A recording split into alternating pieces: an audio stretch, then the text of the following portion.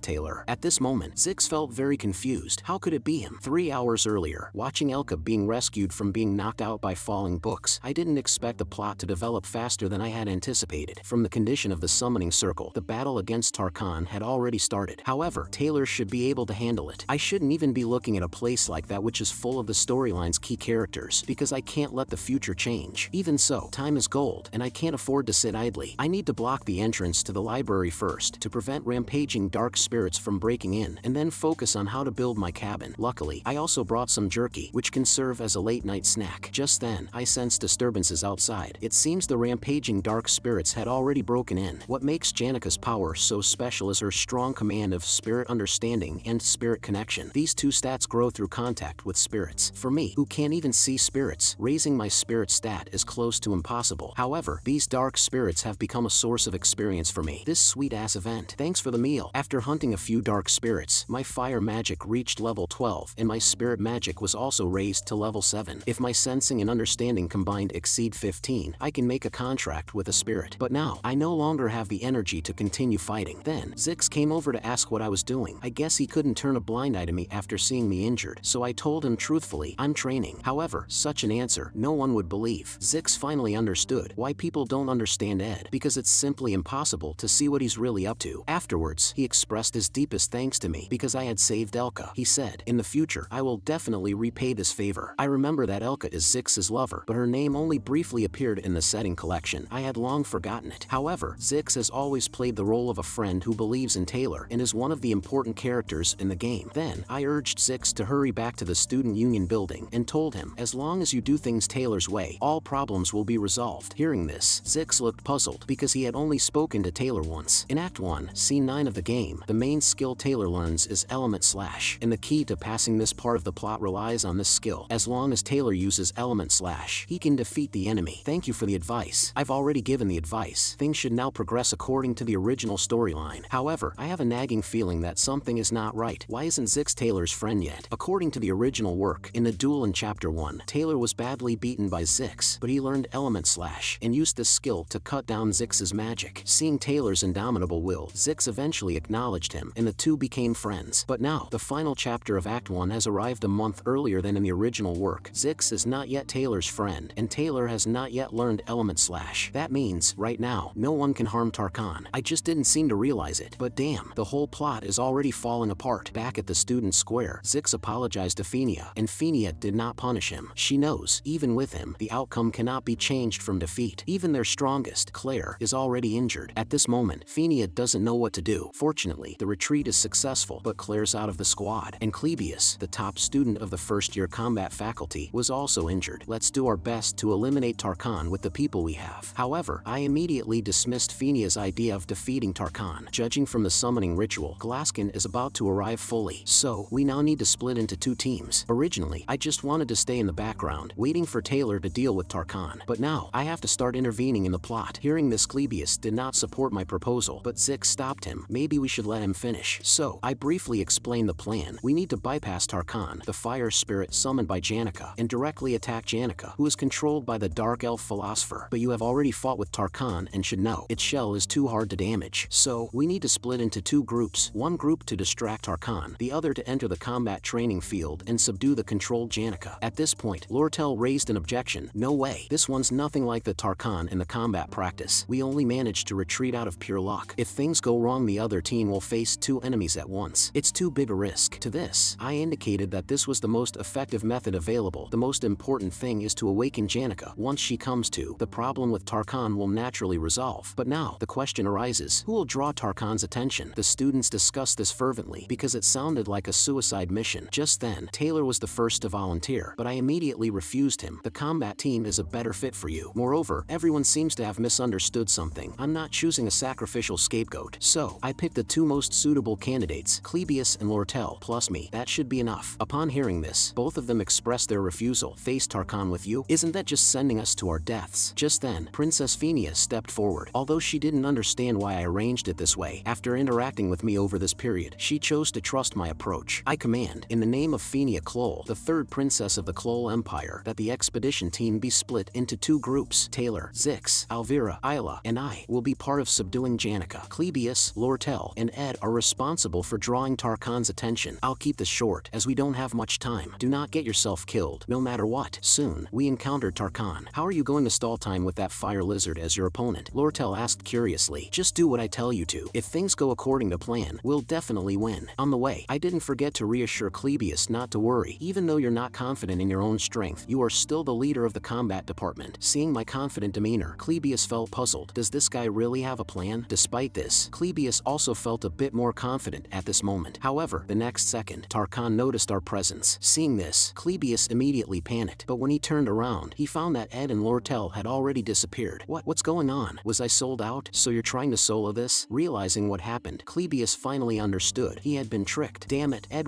Taylor, why on earth are you doing this to me? Just now, after leading Clebius to face Tarkan, I stopped moving. Lortell indignantly questioned, so you mean to say, you want Clebius to sacrifice himself to complete the plan? To this, I immediately denied her assumption. Don't underestimate Clebius. Among us, his stamina is the strongest, and Lortell, your task is the most important. You need to clear a path for the subduing team. Even the heavy task of subduing Tarkan rests on you. Lortell stood in the corridor, began chanting a spell. I'm sure everyone will hesitate and doubt themselves, but you're good at this stuff. Just blow it up. In the next moment, she blasted the entire wall, leaving a huge hole. This scene, it left several people stunned. So what are you standing around for? At that moment, Lortell finally understood my intention. In the last battle, she had used magic to blow off the ceiling of the training hall. That's why I had arranged for her to carry out this task. Ed Taylor is truly an interesting man. Meanwhile, Clebius was still racing against the Grim Reaper. Seeing this, Lortell gathered her magic again, because I had already explained the rest of the plan to her. Going against Tarkan in the student plaza means there's no escape. Since Tarkan can't run away, the only way is to apprehend it. Tarkan's defenses are too strong. We just need to restrict its movements. Leave the rest to me. I was seen holding Jerky, running continuously along the corridor, and then I broke through the innermost door. Since we're lacking our strongest firepower right now, I decided to activate a key character from a hidden plot. Lucy, at this moment, was back on the rooftop where she used to nap. Strictly speaking, Lucy shouldn't appear in the current scene, so she was still sleeping. But because Belle became very sensitive due to the issue with Janica, Lucy had used up all her magic while escaping, and that's why she passed out. It can be said, the game intentionally excluded Lucy from the main storyline to maintain balance. However, smelling the aroma of the jerky, Lucy instantly woke up. I immediately stuffed all the jerky into her mouth. Then, with all my strength, I threw Lucy towards Tarkan's location. The next moment, a high-level lightning magic was triggered and lit up the entire square. Lortell immediately activated a protective shield. This instant could be the critical moment of the battle. Tarkan's hard shell, which could not be broken even with everyone attacking, was completely destroyed by Lucy's high-level magic attack. Now, our attacks could finally inflict fatal damage on Tarkan. Having come this far, I'll take what I can as well. The last hit is mine. The girl was once seen as the favored daughter of heaven. Everyone had high expectations for her. However, these expectations, while encouraging her, also brought tremendous pressure and anxiety, ultimately leading her down an extreme path. At this moment, the hero party finally arrived at the boss's room. Janica greeted them with her usual smile, only this time, she was controlled by Philosopher. Hearing the demons roar, I knew the hero's act was beginning. When the sun rises, the script will end. But for now, I still have to deal with Tarkan. At this moment, I couldn't find Lucy's figure. It would have been great if she could help us defeat Tarkan, but the plot made her choose to keep sleeping. Lortell released 2 ice spears, but still could not kill Tarkan. But I know, we must sever Tarkan's head with one blow. This task could have been handled by Clebius, but his current condition just isn't up to it. So, I asked Lortell to create an opportunity for me. My life is in your hands now. Hearing this, Lortell felt the pressure. You make it sound too easy. Strictly speaking, this is indeed a big gamble, but I immediately dismissed her view. Rather than calling it a gamble, I prefer to call it an investment. At this moment, Lortell's lips slightly curved upward, because investment is exactly her area of expertise. Compared to those who rely on royal lineage, like princesses who only command others like kings, she prefers Ed's character. Since Ed has staked his life on her, she is also willing to risk her life in his company. At this moment, Clebius had exhausted his last bit of strength. Looking at the dark spirit, many times stronger than himself, I understand why he was so frightened. After all, a slight misstep could turn him into a victim of the dark spirit's blade. I tried to get close to Tarkan's position because only at a close enough distance could I inflict damage on it. Meanwhile, on the other side, a huge red demonic claw descended from the sky. I knew that was Glaskin's right arm. It seems Taylor and his group had successfully entered the final phase. All this was within my plans. But now, the timing was not yet right. Everyone was distracted by the commotion there, but even with such a significant disturbance, Lortell remained undistracted, and of course, so did I. Watching Tarkan so close at hand, at this moment, I really wanted to shout, "Wind's apex, meteor strike." The next second, the wind blade I released directly severed Tarkan's neck. Congratulations on defeating the high-level fire spirit Tarkan. At this moment, my spirit magic was greatly enhanced, and finally, I was able to make a contract with a spirit. Simultaneously, Taylor, single-handedly charging towards Glaskin's demonic claw, shattered the claw with his own strength, then blasted it. Such ability, truly befitting of the protagonist. With this, Chapter 1 of Janica's story comes to a close. As the first rays of morning sunlight spread across the land, all of us were utterly exhausted. Lortell looked at me and said lightly, "It seems this investment has paid off for us." Afterward, she reintroduced herself. "My name is Lortell Kecklin." Then, she grasped my palm, placing the 3 coins from before in my hand. "Senior, now you owe me a favor." It seems she wants to keep in touch with me, but I don't want to get too entangled with her, so I'll just have to take it one step at a time. Meanwhile, Taylor also came up to me, expressing his gratitude. Although he has always held a grudge against me, this time, he owes me a favor. Looking at Taylor's demeanor, he seems to have awakened in the style of a swordsman. At this moment, he looks exactly like he does in the game. Truly cool. As for Clebius, he seemed a bit unhappy. That guy almost got me killed. However, this time many people stood by me. "Fellows, who understands?" Clebius expressed that he felt wronged. Then, Phenia mentioned that she could recommend me to the student council, but I immediately refused her. The first credit for killing Tarkan goes to Lucy. Taylor defeated Philosopher and Glaskin. They are the real heroes of this time. You're tossing the credit away. They indeed did a great job, but we are talking about you right now, or are you embarrassed? Alvira teased. To avoid affecting the original storyline, I always choose to keep my distance from the main characters. However, watching them grow, I can't help but feel warm and fuzzy. I watched them each play their roles in this world and solve their own problems time and time again. Taylor, who grows stronger with each trial. Ela, who aids Taylor in his strength. Phenia, who accepts her kingly fate and matures slowly. Zix, who seeks his own path within the cracks of civilization. Clebius, who starts to have confidence in himself. Alvira, who realizes that her life isn't all about fun and excitement. And Lortell, buried in gold coins, reflecting on her own life. These protagonists each have their own burdens to bear, and at the end of this road lies their trophy of success. Knowing all this, I turned and left. Subsequently, I arrived at the ruins of battle, a place I had never reached while playing the game. The stage after the story ends. Here is exactly where Lucy naps during combat training. I thought about it. Some things still leave me uneasy, so I returned here again. To make the protagonist's success even more dazzling, someone had to stay backstage. Earlier, I had discussed with Lortell the reasons behind Janica's rampage. Lortell once happened to see Janica's room. Each and everything in there was a beautiful symbol of sincerity and gratitude. The walls were covered with everyone's thanks and encouragement for Janica. Although the desk is large, there wasn't even space to put down 2 books. The sticky notes on the walls weighed on Janica's shoulders like boulders. However, the solution is actually quite simple. Just remove the sticky notes from the wall and toss the gifts on the desk into a corner. Unfortunately, like a girl from a fairy tale, Janica felt obligated to respond wholeheartedly to everyone's kindness and sincerity. Philosopher exploited the darkness in her heart, so Janica's rampage was inevitable. But why did it happen a month early? The protagonist of this script is Taylor. However, Lucy blew Taylor away with one move. Everyone at the school became a fan of Janica, and Lucy was able to contract with high-level spirits because she often went to the forest in the north, since it contained the perfect place to nap where my cabin is located. All of this is the result of a chain of butterfly effects from a character meant to exit the story from the very start. At this moment, Janica didn't expect someone would find her so soon, because right now, all she wanted was to have a good cry. At this moment, a memory surfaced in my mind. Marilda once hoped I could save Janica, as if to prevent her from falling into this predicament, almost as if she was pleading for my help. When everyone was overly caring and pressuring Janica, I chose to keep my distance, completely indifferent to her. Perhaps it was precisely because of this that Janica felt she could rely on me. In the end, Janica failed to successfully contract with a high-rank spirit, and in her haste to perform the summoning, was controlled by the dark spirit and blinded. In places unseen by others, she desperately tried to meet everyone's expectations. Despite her failure, she still wore a smile. At that moment, I stopped her. Although I didn't know how much this sentence could comfort her, I still said, "You've worked hard during this time." The protagonists perform exuberantly on stage, praise and applause pouring out like a tide. Yet behind the stage, it is quiet and dark. The first act's villain quietly exits the scene, completely unnoticed under the protagonist's spotlight. I have witnessed the completion of the first act countless times, crimes, and at this moment the spirits are continually drawing closer to me. I was utterly shocked. I seem to see a different ending. It is only now that I feel like I've properly seen it to the end. My spirit magic reached level 10. The fire spirit, Elgo, is interested in you. The wind spirit, Driss, is interested in you. The high-level wind spirit, Marilda, has developed a strong interest in you. A few days have passed since the end of Janica's disciplinary committee trial. Janica admitted to all her crimes and expressed her willingness to accept all punishments. However, during the first trial, professors and friends all stood up to support her. In the second trial, Phenia chose to forgive her crimes because Janica had erred while under the control of Philosopher. Lortell also stepped forward and compensated for all losses. However, all these actions were not purely benevolent. There was profit to be had as well. In the contract, Lortell added a clause: have the taxes on all educational supplies sold at the school. Ultimately, Janica's punishment was as follows: cancel the support perks for the school's top student, revoke all prizes and honors, strip her of the right to reside in Aalis Hall from next semester, probation for 10 days and suspension for 20 days. Upon learning that Janica was not expelled, both classmates and professors were pleased. However, they noticed that Janica often spaced out alone lately, presumably because she felt very guilty. In that case, we gotta step up. So, everyone decided in her presence not to bring up anything about Glaskin anymore. However, the first thing Janica said caught everyone off guard. Why is there such a big difference between liking and loving? Of course, I wasn't the one who asked the question. Janica continued, I have a friend who had a dream. She dreamt she married the person she liked and then lived a carefree life. However, neither Janica nor the other person is a fool. Janica, you're confined for 10 days. You can't meet friends, right? At this moment, both felt awkward to debunk her. What else did that friend say? Staring into the void in the room, she suddenly remembered that person's face. Aalis immediately ran off saying she has something to do. Meanwhile, Clara was caught in a dilemma. If not careful, the whole school might know about this, that Janica Faylover has fallen in love. Then she called out Janica's attention. Shouldn't you think of this simply without much complications? Whether you like or hate someone is kind of a mystery. Isn't it better for your friend to just be honest about her emotions right now? To this which Janica agrees. Clara also informed Janica that talking such sensitive topic won't be great for her friend's reputation. Hearing this, Janica is flustered. You're right, Clara. It could have been bad. Thanks for giving me genuine advice. I gotta get back to the Aalis Hall now to report my suspension. Clara then waved goodbye to Janica. When she left, Clara felt relieved. I did it, Aalis. I prevented the rumors for now. Meanwhile, on the other side, thanks to Phenia's help, my tuition for the next semester was waived. I used the gold coins in my hand to buy some items, but I was curious why Janica seemed to be avoiding me lately. After the end of the first act, greeting Janica shouldn't be a problem, right? Just as I greeted her, she jumped in surprise. Am I that scary? Immediately, she made an excuse of having something to do and hurried off with her face covered. That stunned me. Even the usually kind Janica didn't want to deal with me. It seems changing Ed's image is a long and arduous task. However, next, I need to start building my house. After the magic level increased, tasks became much easier for me. The scene shifts. 6 days later, due to final exams, I temporarily halted the construction of the cabin. This time, my exam results were quite high, but Janica still ignored me. Her friends Clara and Anise, their faces clearly warned stay away from Janica. I didn't bother them, and summer vacation quickly arrived. I devoted all my time to building the cabin. Every time I went to check, I would always find Lucy lying on the traps, sound asleep. This forced me to abandon the idea of using beef jerky as bait. Belle often gave me some herbs and mushrooms, then asked how things were going with Janica. When I mentioned that Janica seemed to hate me, Belle looked at me with a puzzled expression. Time quickly moved to 1 month later. Building the house wasn't as smooth as I had imagined. One side's pillars and walls all collapsed. One day, I saw Janica and her group again at the pastry shop. Whenever Janica met my gaze, she would immediately run away, and her roommate was full of hostility towards me. On the 37th day, Zix came to help me. Following my last reminder, Taylor and Zix became good friends, and the story finally got back on track. Time quickly moved to the 45th day. My cabin was finally completed. Although it's still empty, not even a single piece of furniture, but at least there are walls and a roof now. Completing the house with my own hands gave me an immense sense of satisfaction and accomplishment. In the shadows, Janica was secretly observing my every move. At this moment, she kept encouraging herself, as if she had made some kind of decision. I'm done with the walls, flooring, and the fireplace. It'd be good to put up a fence as well, as a storage for the firewood, and a few other stuff would be great too. Just then, I heard an impact above the roof, like something landed. I came to check it, and as expected, it was Lucy. This isn't a damn nap tower. Then someone called my name. It was Janica. Finally, she gathered the courage and greeted me. This left me puzzled. Wasn't Janica always avoiding me? Time rewinds to noon. Belle and Janica talked about Ed building the cabin. She didn't expect Ed to have such a talent in this area, but Janica already knew this. Only now, she simply couldn't face Ed. Belle told Janica she had seen the structure of Ed's room, hinting that Janica could also take a look. Janica really wanted to do so, but every time she saw Ed, she couldn't help but feel shy. Belle said with a smile, smile. It's perfectly normal. Hearing this, Janica suddenly realized I should go see Ed's house. It's actually a very normal thing to do. Although she said this, Janica's expression was anything but normal. She braced herself and came in front of the cabin, constantly praising how great my cabin was built. But I was puzzled. Didn't the spirits tell you when I was building it? At this moment, Janica suddenly became uneasy. Of course they did, but they just mentioned it in passing. However, that wasn't the case. The spirits had been observing me 24 hours a day and reported everything in detail to Janica. When the spirits described it, they were over the top. Robust physique, majestic muscles, charming curves. Janica blushed hearing all this, but still, she steeled herself and said, "Actually, I don't know anything about your situation." Hearing this, I directly invited Janica. "Do you want to come in and take a look? Although it's just a cabin made of wood." Janica was flustered at first after hearing this and then happily accepted my invitation. Time unknowingly reached evening. Ed built a bonfire for the night, and at this moment, Janica felt a bit anxious because both Phenia and Lortell had done a lot for her. She didn't know how to repay these favors. I looked at her silently. "If you can't pay them back, just don't. Isn't it a generalization to think you gotta pay back what you owe?" Hearing this, Janica was shocked. "I've never thought of it that way." Janica is such a person. She can't understand that the occurrence of these events is due to the genuine concern others have for her, which pressures her. Despite so many people paying her tuition or, so to say, investing in her, she still chose to move from the high-grade Aalis Hall to the Dex Hall. All of this, just because she wanted to owe others a little less, even if just by a little. However, Aalis Hall has single rooms, while Dex Hall has rooms for 8. Living all day under the envious gazes of her friends, Janica felt like she was living in a prison. But in the end, these couldn't solve her underlying issues, and the vicious cycle still hadn't ended. Maybe I could help her a bit. Then, I said to her, "If you want to be alone, you can come to my cabin anytime." Hearing this, she was shocked. "You're always welcome here." "I don't mind." Janica initially wanted to refuse, but ultimately accepted my offer. At the same time, she also said to me, "If you encounter any difficulties, I will definitely stand by your side. I hope you make sure to tell me." Then I looked at Janica and she was smiling at me. "When that happens, I'll help you at all costs." Hearing this, I felt relieved, then looked up in the sky. "Overwhelmed, you say?" Deep in the night, I thought how second semester was approaching soon. From the timeline, the second act is about to begin. The Sage's Sealed Grimoire, written by the great sage Sylvania, is a high-level magic book, and the plot of the second act is triggered by it. The storm created by the Sage's Sealed Grimoire will sweep through the entire academy. However, I still appreciate Janica's kindness. I thought to myself, there probably won't be any major issues, right? With Taylor in front blocking for me, I can finally enjoy some leisure time in the back. However, the dispute at Aalis Hall sets the stage for the story. The top students of Aalis Hall can almost guarantee a noble-like life, not only with servants, but also many additional privileges, and that's exactly where the problem lies. After the holidays, as students were returning to school, the southwest side of the Rivalry area was experiencing a torrential downpour. The school only provided return carriages and boats for students of Aalis Hall, even allowing them to return a few days late. Those ordinary students from Dex Hall who braved the storm and worried about being penalized for not arriving on time were extremely angry about this. Eventually, the pent-up feelings exploded in front of Aalis Hall. The proposal for support for returning to Aalis Hall eventually ended up in the hands of a certain merchant, Lortell. This merchant had previously made contact with representatives of the ordinary students. His goal was not to help the students, but to damage the reputation of the academy and Aalis Hall. All they needed was to find a common reason for the lesser and ordinary students. Will Lane, who was adept at provoking and manipulating others with his words, would pull the trigger for the rest. The reason was already prepared. This was clear discrimination against ordinary students. Ordinary students had to return in pouring rain, while Aalis Hall students enjoyed special treatment. Will Lane proposed an amendment, actively changed the final deadline for returning, and acknowledged the special treatment received by Aalis Hall students. This proposal gained the support of the head housekeeper managing Aalis Hall and some departments that are responsible for reviewing school administration. These people were already on Lortell's side, actively supporting her suggestions. At this point, whether the dean accepts Lortell's proposal is no longer important. Just discussing this issue is enough to infuriate those ordinary and lesser students. The situation quickly escalates. Aalis Hall is filled with artworks commissioned by nobles and wealthy families. The wallpapers, carpets, and solid wood furniture in the rooms are all masterpieces of artisans. The more property damage, the better, ideally ruining the entire Aalis Hall. As long as these students create a disturbance, the school, already in financial crisis due to the Glaskin case, will face another fatal blow. And for the Elt Merchant Association, currently negotiating with the school to purchase the Sage's Sealed Grimoire, it holds a very advantageous position. The Sage's Sealed Grimoire is as crucial to Sylvania as the heart itself. However, in times of despair, people are even willing to offer their hearts. Looking at the overcast sky, Lortell recalls her life in the slums. She often can't help but mock herself, now being able to stand here as if relieved of a heavy burden. This land, filled with a romantic learning atmosphere, reminds her of herself once living living in thick darkness. Therefore, she would rather be completely covered by the mud of money than reveal her true feelings to anyone. To survive, she constantly struggled, ultimately becoming what she is now. Lortell knows clearly the essence of filth and darkness has never changed. Lortell has always been searching for her own kind. Even here in Sylvania, where people surrounded by halos gather, perhaps she might meet someone who can confront a life as wretched as that of a sewer rat. To survive in a grim reality, her methods are always the same. She's like someone hidden behind the stage, using a black curtain to cover the truth, a dark manipulator. The audience call her Black Veil. In the original work, during the occupation incident of Aalis Hall, to stop the underachievers incited by Lortell, the protagonist team needs to break through obstacles from the 1st to the 5th floor, each level having a minor boss who obstructs them. First floor's minor boss, Tote, the decoy. Tote once mocked Taylor by calling him a loser, but was severely taught a lesson by Taylor and his group. Bearing a grudge, Tote was bought over by Lortell, becoming her pawn. His role was to overpower the rookie maid protecting the 1st floor and open Aalis Hall's door and let the students in. Once the students get through the 1st floor, the Act 2 Phase 1 middle boss Tote plays a certain role, the role of stopping the main character and his friends who'd come after them. So, you're the one Lortell bought off. Page 1 of Act 2's minor boss, Tote, the troublemaker, officially makes his appearance. This character was supposed to be Tote, but somehow, I inexplicably became this term's minor boss. So why the hell did I become a middle boss? If we rewind to 2 days ago, everything can be clearly explained. In order to train my skills, I had to use a bow and arrow while hunting, but after a semester, my archery skills still haven't improved. More importantly, in the camp, more and more frequently, I keep getting visitors. I feel like the fact that I'm living in the northern forest is something a lot of people are becoming aware of. Anyhow, among them, 3 of them are worth mentioning. The first is the extraordinary genius magician Lucy. Her visits are never at a fixed time. If you're not careful, she might just appear behind you. There's a door now. Let's make a back door as well. Are you going to make a chimney too? I push her away, but she keeps on appearing. I can't help it. After all, I really can't beat her. Conversely, the second visitor is very welcome. She is Janica, the top student of the 2nd year. She occasionally brings me some food and even kindly helps me do laundry. For this, I am very grateful. However, every time I praise her, she turns her face away shyly, which really confuses me. I just can't understand girls' thoughts. However, when it comes to Lucy's appearances, Janica occasionally exhibits inexplicable behavior. The last visitor, known as the Golden Daughter, Lortell. Lortell is the mastermind behind Act 2, and she is gathering support for the rebellion at Aalis Hall. I don't want to get involved, so I firmly rejected her proposal. If I don't intervene, everything will proceed according to the script. But when I heard from her that Toad had fainted, I was stunned. This confused me. Why didn't things go as scripted? What? Why did he faint? Tell me what happened. Just before this, Toad, according to the original script, went to trouble Taylor. According to the original storyline, Taylor was supposed to beat Toad severely. When Toad insults Taylor, saying he's worse than Ed, even less than an insect, a fist was supposed to land hard on his face. However, this time, the punch was thrown by Zix. No one knows why, but this time Zix appeared unusually angry. I don't have anything too hard for you to do. Take this key from Aalis and enter the Aalis Hall. When the inferior students flock there, you just need to open the door. I asked her, why me of all people? Well, regardless of how much money they get, there's no guarantee they won't rat me out to the Academy's inner investigators. If they say Lortell is the one behind all this, what will become of me? I can't just trust anyone. So, inexplicably, I took Toad's place, becoming the minor boss on the 1st floor. Ed, you were kicked out of the Aalis Hall, weren't you? Don't you want to screw the Academy over in return? Lortell smirked. If that's the case, I just need to appropriately go along with the script and play my part in moderation. Before this story gets any more distorted, I need to bring the story back to its original trajectory. One day before the Aalis Hall incident, I began to sort through the entire plot. Lortell's ploy to drive the Academy's finances into complete madness. As per the storyline, Lortell succeeds with this conspiracy and forms Merchantry, a profitable group in the Academy, thus creating a structure that rivals the Student Association, led by Princess Phenia. The idealistic Student Association and the realistic Merchantry. The final outcome depends on the faction chosen by Taylor. For me, just see which faction wins, and then stick by that side. After all, I have my own life to live. Just then, Janica came over. Since she was moving out of Aalis Hall, she brought many things she no longer needed. Seeing her expectant look, I understood she wanted to give me these so-called unwanted items. Knowing her intentions, I chose to accept her gifts. Upon hearing this, Janica seemed very happy. Just then, she noticed Lucy on the roof. Curiously, she asked, does Lucy often do this? Lucy's unusually strong power is not without its costs for her. Using laziness as an excuse, she leads a life of evasion. For many years, she has diverted her gaze from the destiny she promised herself. On rainy days, this girl always immerses herself in reflection on her life, but eventually, she must accept her fate. When I told Janica that's how she is when it rains, don't mind her too much. I tend to just not pay any attention to her. Hearing this, she was very happy. Come to think of it, she's still inside Aalis Hall. I remembered that when the Aalis hall gets occupied, a large-scale spatial protection runes was triggered, trapping all students in their rooms, unable to get out. Although Janica could forcefully break through the array with her strength, the cost would be significant. So, I asked her for a favor. Tomorrow night at 9, go to the Rose Garden in front of Aalis Hall. As for the reason, I'll tell you later. When Janica heard Rose Garden, she was already lost in thought. I can't really come up with the words to explain it to her right now. I should just get her out of there in case something unexpected happens, someplace not too far away where she can avoid the rain. Thus, she immediately agreed to my request. I'll get going now. See you tomorrow night then. Having said that, she happily ran back. Seeing this, I breathe a sigh of relief. Around the start of the semester, the rain will stop. I can finally enjoy the bright, sunny sky that day after a long time. The long vacation is also ending now. Time quickly moved to the next evening. Following Lortell's arrangement, I arrived at Aalis Hall. The preparations are all done. Aalis Hall's occupation starting now. We can't take this treatment anymore. This is the land of learning. At least guarantee us equality in grades. The student representative leading the protest is Will Lane. When the doors opened, the students were initially shocked and confused about what was going on. They eventually started going in. Will Lane was overwhelmed to find that the person he was meeting was me, Ed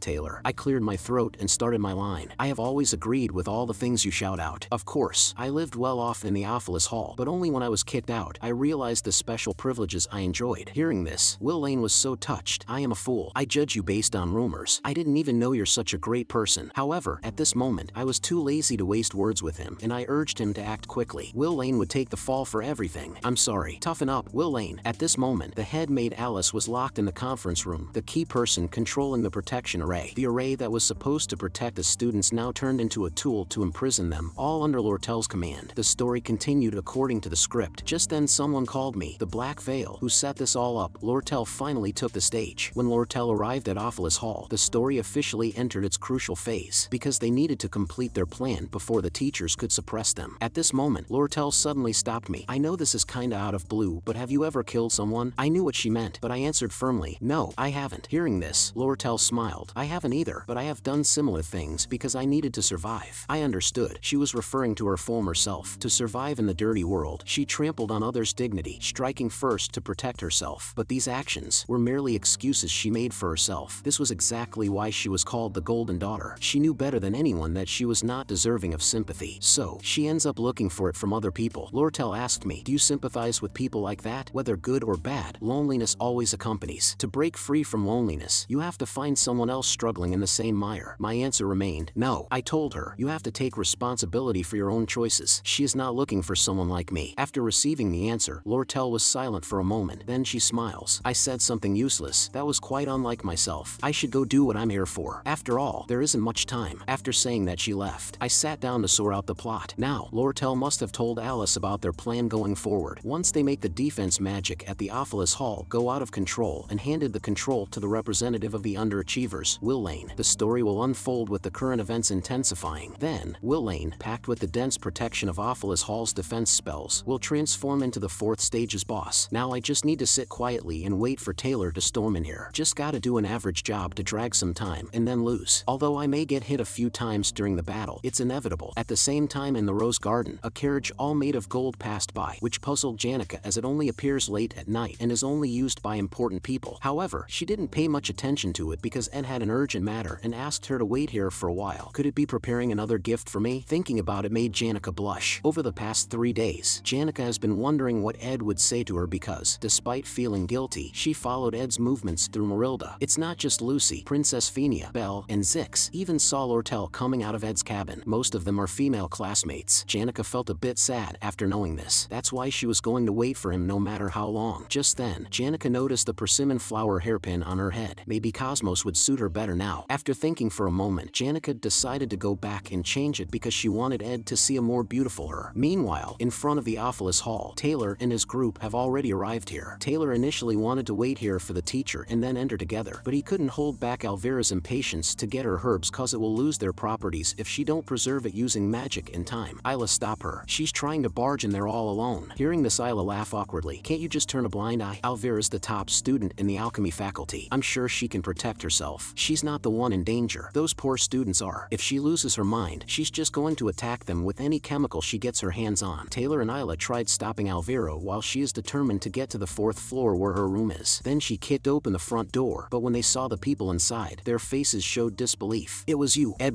Taylor. Taylor. Taylor immediately asked me why am I in the hall. Elvira began analyzing the situation. Looking at the messy hall and the disordered footprints on the ground, Elvira finally understood. This is interesting. I didn't expect this. So, you're trying to stop us? To this, I gave a definite answer. Yes, I cannot let you pass easily. However, at this moment, Elvira seemed unusually confident because Zix had revealed a lot of information about me to them. Although your proficiency in magic has improved a lot, most of it is basic magic, and on our side, we have a decent swordsman, the strongest alchemist in the first year, and a mage. Can't you see the difference between us? Why are you doing this? Ed Taylor, tell me right now, what's happening up there? Seeing that I did not respond, Taylor was the first to attack me. Although I wanted to dodge, I was more interested in testing their strength. Meanwhile, Elvira kept observing me, and from the fluctuations in my magic power, she deduced that I probably only knew basic magic. For a mage, Taylor, who excels in close combat, is undoubtedly the biggest threat. However, the next second, I redirected the attack that was originally aimed at them towards the ceiling. The chandelier, no longer held by its chain, fell straight down, forcing Taylor to distance himself from me. The chandelier hit the ground, stirring up a cloud of dust, severely impairing their visibility. At the same time, Elvira sensed a dangerous aura. She attempted to counterattack, but my attack precisely severed the bag on her shoulder. More specifically, it cut off her potion bag. Potions spilled onto the ground. So you're serious about this? That means there's really something going on the floor above after all. Seeing I am quiet, she nervously looked downward. Looking at her potions on the ground, she hastily reached to retrieve them. However, I immediately cast a basic fire spell, igniting the spilled potions. The flames forced Elvira to halt her actions. Every timing of my spell release was as precise and smooth as flowing water. At this moment, Elvira finally realized Ed's judgment and reaction capabilities far exceeded her expectations, a stark contrast to the Ed described by Zix. Zix, you can't be leaving out information like that. This isn't just high magic proficiency. As the alchemy faculty's top student, Elvira was the core combat strength of their team, but the fatal weakness of alchemy is the high dependence on magical tools and potions. Once these supports are lost, her combat ability is almost non-existent. Most students specializing in alchemy carry emergency magic rings or necklaces, but Elvira, always considering herself a genius, chose not to wear these protective items. Ed seems to have anticipated this from the start. From the crystal chandelier to the recent firewall, the purpose of all this seems to have been to target her bag. If that were the case, he would have gone for the bag, not its strap. After all, this guy is just that Ed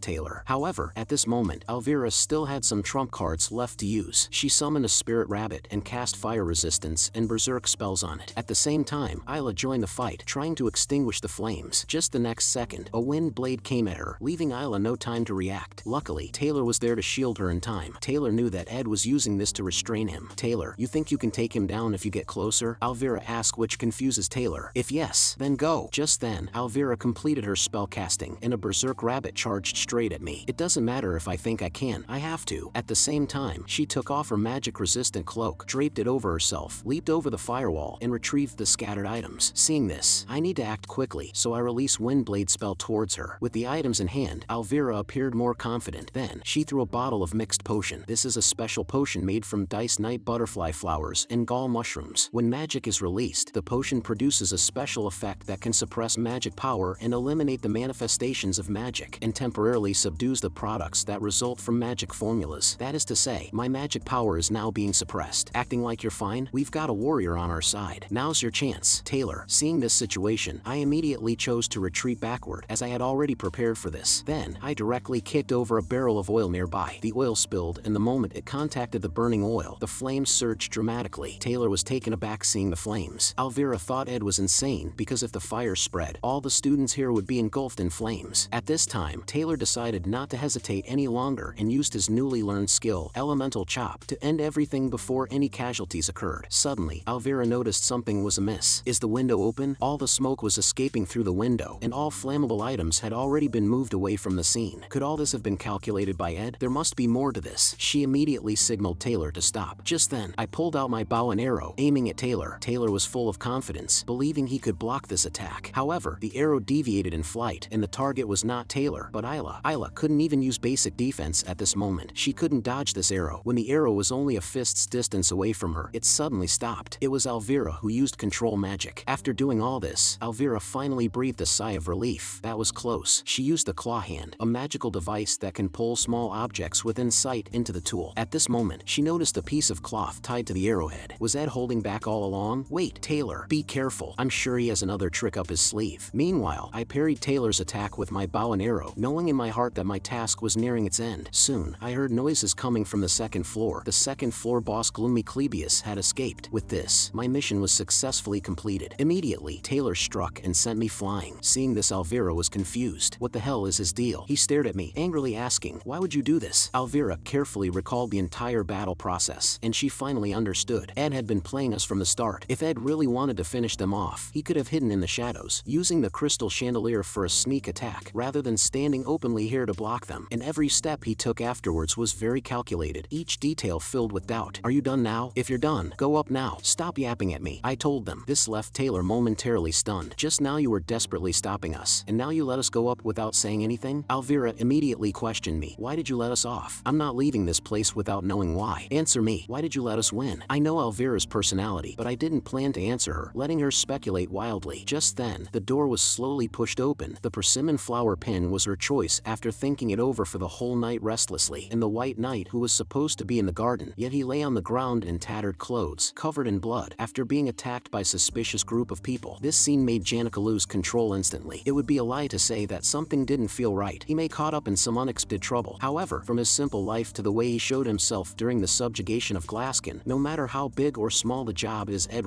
Taylor was someone who had created a certain expectation around himself that he could somehow solve any problem. Only after being stabbed in one's blind spot, hidden in their complacency, someone able to truly reflect on themselves. But Ed never asked her for help. He made sure that she was outside of Aalis Hall and left her a letter that was so unusual. He did this because Janica had already been given various disciplinary actions due to the Glaskin incident, so he made sure to push Janica away from the battlefield. At this moment, Janica finally understood why I had sent her to the Rose Garden. It was to keep her out of this fight. Although she still didn't know exactly what had happened, seeing me injured made her very angry. So what are you guys doing? Taylor tried to explain the situation, but Alvira sharply realized that something was very wrong with Janica. She's taken a stand against us. At this moment, Janica didn't want to know their reasons. All she knew was that Ed had been hurt by them. Seeing this, I immediately felt a sense of dread. Both Ela and Alvira were utterly shocked. As the top spirit master of the second year, her power was unquestionable. Then, Janica signaled to me, give me 1 minute. Watching the spirit group behind Janica, Alvira immediately grabbed Taylor and Ela and turned to flee, as they simply could not contend with Janica. At the same time, from my injured appearance, Taylor sensed that the situation at the Aalis Hall was very serious. Facing adversity, Taylor never gives up. Clearly, he is destined to take the protagonist's path. Then, I grabbed his collar, pulled him, and threw him toward the stairway. Leave this to me. Hurry up to the second floor according to your plan, before I change my mind. Just a bit ago you were trying so hard to block our path, but now you want us to just go to the second floor? Alvira looked very puzzled. Do you really plan to handle these elves alone? I didn't answer, just gently tapped her head. Take your magic tools and leave quickly. I'm sorry I tore up your bag. Without knowing what really is happening, Alvira agreed. To quickly end this crisis, Taylor and his group immediately rushed to the second floor, and my method to deal with Janica was simple. Directly wake her up. I walked straight up to her, and although this act seemed very impolite, but this is currently the most effective solution, I placed my hands on her shoulders and softly said, I'm really okay. You see, I'm fine now, right? So you don't have to go overboard. This sentence made Janica freeze. Ed actually put his hands on my shoulders. Janica's face immediately flushed red, like a teapot about to boil. Watching Janica gradually come to her senses, I gestured for her to call back her spirits. I can barely stand anymore. The wind is too strong. Of course, it must be hard for you to stand up. I'm sorry. What did I do? I'm such an idiot. The people upstairs were instantly stunned. Was it resolved that easily? After giving them one last reminder, it's up to you now. I finally exhausted all my strength and collapsed to the ground. Moments later, Janica, seeing my blood-covered appearance, had eyes full of distress. Although it was slightly different from the plan, I had completed the first floor boss's task. Next, I can finally return to the cabin to rest. Just then, Janica mentioned that she saw a luxurious carriage in the Rose Garden. Although she didn't look closely, the crown symbol on the vehicle was very conspicuous. Hearing this, my heart suddenly shook. That is the symbol of the president of the Elt Merchant Association, Lortell's foster father, the King of Gold, Elt. He is the mastermind behind the murder of Lortell's biological father and the fake boss in the final plot of Act 2, the battle for the Sage's sealed grimoire. After losing to Lortell, he disappeared. But now, what's more important is, he has arrived at the academy earlier than expected. This means there has been a significant change in the course of events. Meanwhile, in the corridors of the 5th floor of the Aalis Hall, Lortell was sharing her grievances with Aalis. I was abandoned. Aalis knew she was referring to Ed. Originally, Lortell felt a kinship with Ed, but when she tried to get close, Ed ruthlessly rejected her. Do people like us deserve this answer for a lifetime? Aalis has been the head maid of the Aalis Hall for 20 years, respected by many students for her excellent abilities. In order to make Aalis submit to her, Lortell spent a lot of money, but in Lortell's view, finding a kin made the money well spent. spent. Lortell always longed to find a semblance of freedom from her loneliness in front of those she considered her kind. She once risked her life over a gold coin in the garbage heaps of the slums. It was because she grew up in a dog-eat-dog environment that she clung so tenaciously to this sense of kinship. Regardless of her unfortunate past and the circumstances that pushed her to the corner, Lortell was clearly a villain and a black veil. However, just as Lortell let her guard down, Aalis suddenly held a knife to her throat. "I'm sorry, Miss Lortell, I am not your kin either." At the same time, Taylor caught Clebius trying to flee and forcibly brought him back into the fight. The squad then subdued the third-floor boss, Kelly, who was in charge of laundering bed linens, and successfully advanced to the fourth floor of the Aalis Hall. At this moment, they became even more cautious because the immense pressure from the first-floor boss made them dare not take any chances. However, when Will Lane activated the defense magic array, he was immediately controlled by a backlash from the array. This was a conspiracy by Aalis and Lortell. The magic power contained in the array far exceeded Will Lane's control. In an instant, the Aalis Hall shook violently, and the students inside thought the building was going to collapse, each employing their skills to flee the scene. Seeing this, Taylor signaled Elvira to use the Night Butterfly Flower Potion, but the Night Butterfly Flower Potion was ineffective against the magic array. At that moment, she took out the anglerweed reagent, a concoction made by melting anglerweed seeds and emperor clam, which effectively restricts the movement of magic. After Elvira created an opportunity for the two, Taylor immediately launched an attack on Will Lane. Is it finally going to end? With a loud explosion, the fourth-floor boss was defeated, and the squad's progress became smoother. Meanwhile, I found the luxurious carriage Janica had mentioned, and indeed, Elt himself was inside. Normally, a carriage of this scale would be accompanied by at least a dozen others, but this time there was only one, clearly for a stealth operation. I was puzzled. The carriage had been parked for a long time. Why did Elt choose to get out now? Could it be that he was waiting for news of the destruction of the Aalis Hall? Just then, a maid nearby caught my attention. It was the third-floor boss, Shinny, responsible for managing the cutlery. Shinny is one of the orphans adopted by head maid Aalis, and by all accounts, she should be serving as the boss on the third floor, but at this moment, she was with Lortell's enemy, Elt, which was obviously not right. That is to say, Aalis has betrayed Lortell. This outcome leads to only one possibility: Lortell's destruction. In Act 3, Lortell will engage in political struggles with Phenia, but now, this conflict has become even more complicated. I have taken the place of the middle boss, Tote, and after various twists and turns, I now find myself having to intervene again to handle some matters that Lortell is unable to manage. At the same time, I turn my gaze to Janica. I need her help. However, I don't know how to explain the current situation, nor am I sure if she would accept it. But unexpectedly, Janica agreed without hesitation. "Whatever Ed needs me to do, I won't refuse." Her response surprised me, but it was mostly a relief. At this moment, Elt arrives at the academy, precisely because he has learned of Lortell's betrayal, and more importantly, Lortell now holds a secret over him. Elt had personally killed her biological father. Lortell used the sage's sealed grimoire to lure Elt to the academy, ensuring he could not focus on any impending crises that might affect the Elt Merchant Association. Alice's betrayal was because Elt offered her more money. If Lortell could offer more, she might return to her original position. Although your story of revenge is touching, I have reasons why I must do this. Alice's cold tone was like a sharp blade, leaving Lortell frozen in place. Meanwhile, Taylor and his group finally reached the fifth floor. Taking advantage of the moment Aalis was stunned, Lortell escaped her control, as she still had a chance to turn things around. As long as she could pin all the evidence on Aalis, she could clear her own name. However, when she tried to speak, she found herself unable to say a word. Ultimately, she fled the place in tears. At this moment, the only thought in Lortell's mind was to pin all the blame for the falsified accounts and losses on Elt. She needed to complete all this quickly and then find a safe place to hide. Although she kept reassuring herself, the collapse inside was hard to control. Although I have been betrayed many times, now is not the time to be sad. I reached the room before Elt did, and as long as I could get the message out, everything would be resolved. Elt soon arrived here, and I was already blocking his way. Before the teachers arrive, I must stop anyone from entering this building. Currently, the plot is driven by three main characters. Lortell wants to dethrone Elt to avenge her parents and ascend to the position of guild leader. Elt tries to thwart Lortell's plans to ensure the smooth progression of the sage's sealed grimoire purchase plan. Aalis moves between the two with complex motivations. Although I still don't know the real reason behind Alis's betrayal, according to the original plot, she will meet Taylor and his group on the fifth floor. I'm gonna leave her in their hands. I can trust them because I've already confirmed Taylor's abilities, while I just need to hold Elt back, ensuring he cannot enter the Aalis Hall. As long as I block Elt, the affairs at the Aalis Hall will proceed as originally planned. Isn't this Mr. L. Kecklin, the president of the Elt Merchant Association? Please allow me to notify the school to provide you with better service. Elt just gave a cold look. This old fox obviously saw through my intentions right away. You're one of Lortell's people. 10 minutes ago, to keep the plot aligned with the original, Janica and I found Zix. Who would have thought? This guy who looks all brawn turns out to be a mage. However, seeing Zix come with us, he looked looked very surprised. By any chance, are you two dating? Hearing this, Janica's face turned red instantly, and she quickly explained that wasn't the case. Seeing that I didn't speak, she thought I was upset about it and quickly lowered her head to add softly, "It's not like that." Seeing this, I immediately denied her assumption. Zix asked an impolite question. Seeing this, Zix quickly apologized. "Sorry, I thought you two were a couple. You even broke through the wall to find me. Is there something urgent?" To this, I gave an affirmative answer. "There is indeed something very important right now." Then, the scene from the beginning occurred. "Are you enchanted by her looks? Instead of guarding a coin you're not sure you can get, better seize the opportunity at hand." Elt sneered and continued, "That child, I raised her from a young age. I know her better than anyone. Just show your back to her, and she'll stick a knife in it. Now, I'll give you double the money. Move aside." Hearing this, I smiled and responded lightly, "Thank you for the generous offer, but I have never taken any coins, so what's the point in doubling that?" Seeing this, Elt signaled his guards to act, but Zix and Janica had been waiting for a long time by the side. "The next steps are up to you," I said to them. "I will definitely repay this favor in the future." Hearing this, Zix smiled. "Wasn't I the one indebted to you to begin with? Now, my primary task is to find Lortell and bring the storyline back to the original plot." Soon, I spotted her. Lortell was very surprised to see me, and before she could react, I immediately said, "Follow me closely." In Lortell's view, there is no such thing as kindness and trust without a reason in this world. Elt Merchant Association's receptionist, Shiro, was attentive to Lortell because he hoped she might inadvertently reveal valuable information. The company employee, Cadden, acted generously in front of her because Lortell often tipped him. Even the pet bird Tina at the academy was fond of her because she provided the highest quality feed. All kindness sung with some reasons like that as a tag, at least in Lortell's world. However, even so, she still miscalculated like a fool. Janica, who grew up nurtured by kindness and love, was completely different from her. That day, how eagerly she looked at Ed, watching the girl in front of her who demanded no price and harbored no greed. Lortell also longed to have such a relationship. However, when she disclosed all her plans to Aalis, what she received in return was a ruthless betrayal. Having seen such a side, one should never forget my gloomy, dirty self. Lortell thought to herself with self-deprecation. This time, she had bribed 5 people. Aalis, Shinny, and Kelly had already sided with Elt, and Will Lane might also help Elt, but this person was uncertain. Just then, she stopped walking and said softly, "Sorry, Senior Ed. This puzzled me. I'm clearly on your side. As you can see, the situation is unstable. I might not be able to give you the gold coins now." But I ignored her apology and grabbed her hand. "If Elt catches you now, your life is over. Everything else is for after we escape." Lortell was stunned. She didn't understand why Ed would help her unconditionally. Meanwhile, I asked her about her current situation. If it were the Lortell of the past, she would never trust anyone without seeing a clear reason. But facing this man, she found herself involuntarily choosing to trust. "Elt sent me to steal the sage's sealed grimoire," she whispered, "because last summer, after the monsters attacked from the eastern mountains, equipment prices plummeted. So Elt bought up all the remaining equipment, monopolizing the market, hoping to make a huge profit through insider trading." Hearing this, I also understood the next move. This is illegal trading. 3 merchants, A, B, and C, monopolize the market's low-priced items, then artificially raise the prices by trading with each other, creating the illusion of scarcity. This behavior causes prices on the market to continue to rise, giving people the illusion that they must buy these products now, which is known as hunger marketing. If they sell the products they've gathered at this moment, they can make a ridiculous amount of profit. But the premise of illegal trading is trust. If merchants B and C sell the items behind merchant A's back, the prices would plummet instantly, and merchant A, who desperately sold off their bonds in order to mass buy the product and monopolize it, Elt would face a downfall due to huge losses. And Lortell, for this plan, spent years bribing other trading companies, enough to rival merchants B and C. "So, you plan to use the sage's sealed grimoire as bait to lure out Elt, who is in dire need of money, make him leave the headquarters of the store, and take the opportunity to sell off the armor at the headquarters, right?" Hearing my analysis, Lortell was shocked. How did he figure out all the issues so quickly? "That leaves you with only one thing to do. We got to somehow notify the trading company to sell off the equipment immediately. I have a carrier pigeon in my room. It's my direct line of communication with my forces inside the headquarters. Then you win as long as you send that pigeon to the headquarters and stay hidden till the sale is done." But my father is probably expecting that as well. I'm sure he's planning to capture me tonight and make the traders on the inside confess about the whole plan. Hearing this, I fell silent, thinking of the next move, then looked at Lortell directly. "Listen carefully, Lortell. From this point onwards, you have to do your best to stay hidden and let absolutely nobody see you. The bridge off the island will surely be guarded, so we can have the coachman drive an empty carriage away. There's an incomplete cabin in the northern forest. You just need to hide in the cabin I built for 3 days. I'll send the pigeon to the headquarters. If I write a simple message like sell right now, your allies will take care of the complex matters, right?" To this Lortell affirmed. However, when I looked at Lortell, she seemed to be not focusing, so I grabbed her shoulders. "There's someone guarding the back door. I will take care of the troublesome person and then go to your room. When you see the right moment, once it's quiet outside, outside, run towards the forest. Lortell is in deep thought. Like a long-time ally merchant, he perfectly and harmoniously made a move and handled matters without wasting any time. The thought that I could trust and leave it all to him is actually crossing my mind. At this moment, Lortell looked at me seriously. Are you really in your senses? Why are you so out of it? Unlike your unusual self. To this, she called out my name. Senior Ed, why on earth are you helping me so much? This question caught me off guard, and I didn't know how to respond, so I just fudged it. I just feel like I should do this, I answered while walking out of the room. Lortell is eventually alone. Listening to the sound of heavy rain outside, Lortell inexplicably felt heat all over her body. Her knees felt weak, and it is so loud. Is it because of the fight between Aalis and Taylor? But the sounds of battle from the first floor seemed even closer. She slowly placed her hand on her chest, feeling her own heartbeat. I can't believe this at all. It's my heartbeat. The scene shifted, and I saw the figure of the maid Shinny. I didn't expect you to be coming out of there, young Master Ed, for the supposedly last obstacle. This feels kind of bland. Now this painstaking attempted takeover is finally coming to a close.